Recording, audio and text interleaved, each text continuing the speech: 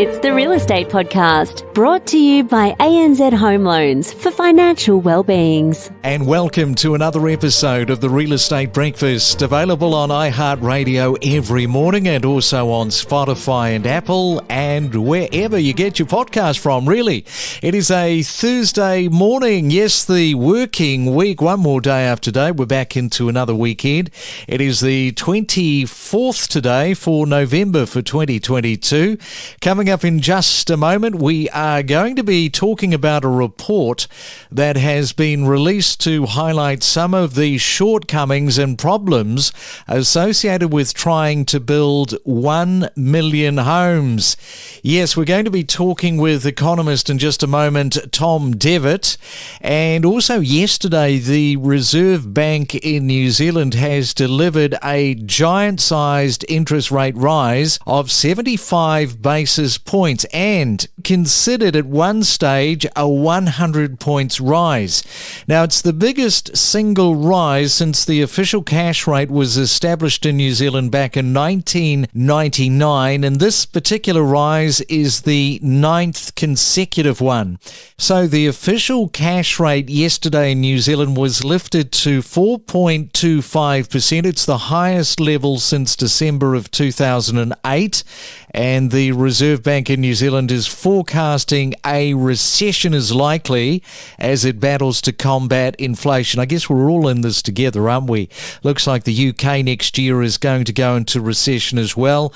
And the RBA committee agreed that the cash rate needs to reach a higher level and sooner rather than later to ensure that inflation returns to within its target range over the medium term. Remember, of course, New Zealand is ahead, so it is always a little bit of a look to the future. It's your real estate podcast for breakfast. And if you're celebrating your birthday for today, for November the 24th, happy birthday. You're sharing it with Ian Botham. He is turning 66 today, and Billy Connolly is turning 79. And also on this day, back in 1971, the hijacking of Northwest Orient Airlines 305 happened. Now, there's a documentary. You've got to see this. It's on Netflix, and I think it's called D.B. Cooper because he's the one that did the hijacking.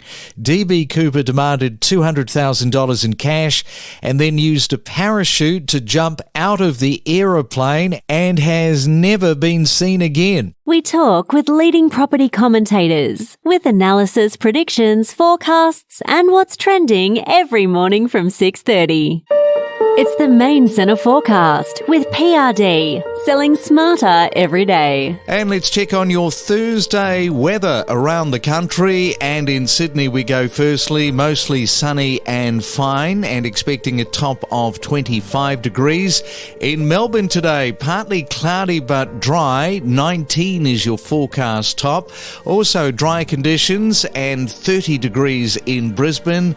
And in Perth today, also fine, expecting a high today of 24 degrees. It's your weekday real estate breakfast with news, interviews and predictions every morning on the Real Estate Podcast. Well, the 1 million homes hoped to be built is already getting a bit of a downgrade. Well, potentially, and the RBA and the government seem to be a little bit at loggerheads.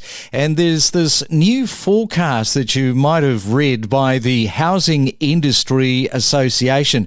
All sorts of really interesting elements to it. So let's welcome in HIA economist Tom Devitt. And a very good morning to you, Tom. Welcome to the Real Estate Breakfast. Thanks very much for having me.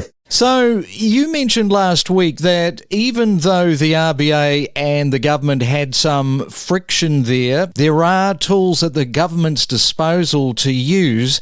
And I think one of those things was providing grants to local governments to speed up land releases to effectively reduce prices and encourage house and land purchases. Is that right? That's right. Earlier this year, or it may have been last year, there was a federal inquiry into housing affordability, colloquially called the Felinsky Report. And one of its recommendations, overall, it focused very much on the fact that the supply side of the housing affordability equation is really, really important. And one of its recommendations was that the federal government can provide incentives for local and state governments to facilitate more housing construction, because in the end it's local and state governments that are in control of the planning frameworks that determine whether it's even possible to build, say, units and townhouses in an existing suburb rather than just detached houses with big backyards, and whether enough land is being released in the new suburbs to facilitate new housing development as well. The problem for a lot of local governments is that their incentives are skewed towards their existing local residents rather than the potential residents they could get if they built more houses. That's just the way their incentives are set.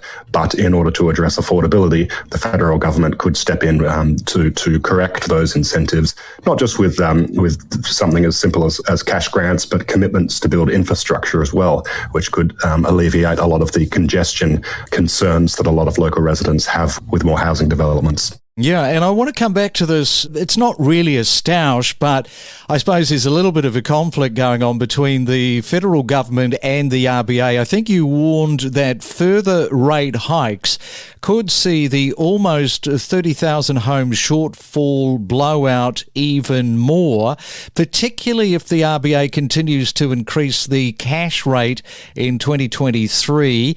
So talk to all of that, because I think that's probably one of the problem areas with the RBA and interest rate rises. That's right. Well, our forecasts, which we just released last week, are based on the assumption that the Reserve Bank won't go much higher with interest rates.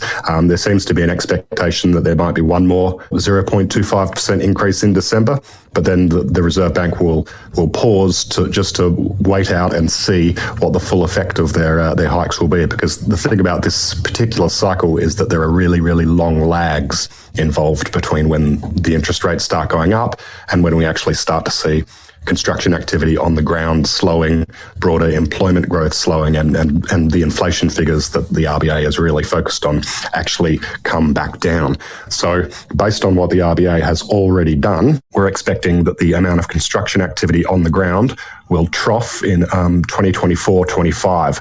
And based on the amount of homes that we're officially forecasting to be built between 2024 and 2028, which coincides with the government's 1 million houses pledge, the government is going to fall about 30,000 houses short in total. And as you said, if the Reserve Bank goes further, that trough in 24-25 will be even deeper, and that shortfall will be even greater, unless, as I mentioned before, the government steps in with some incentives to encourage further housing development and faster land release.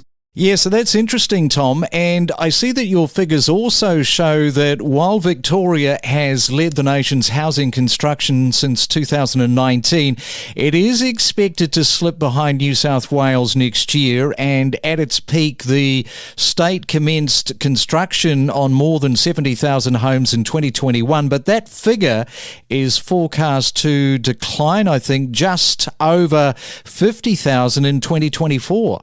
That's right, yeah. Victoria is an interesting case. It was hit hardest by the closure of international borders. It relies more than any other state on overseas migrants, students and tourists, especially to support the apartment sector, because that's where new overseas arrivals tend to move into when they first arrive. What managed to override that loss of overseas demand was the pandemic itself. It made people want more space and more amenity in their home environment, so it led to an enormous upshift in demand for housing, despite the fact that Victoria's population went backwards during the pandemic. It's just incredible to think that under those circumstances, a boom in detached housing could happen. But going forward, the weight of higher interest rates, and potentially if overseas migrants don't return in significant numbers, that's why we're expecting that Victoria will come back from those boom levels quite significantly. Tell us a little bit about the apartment tower construction in capitals such as Melbourne and Sydney, which could be a bit of a lifeboat to making sure that these 1 million homes are pledged. That's right. The shortfall in detached housing because of increasing interest rates is quite the opposite outlook to what we're expecting for the apartment market more broadly.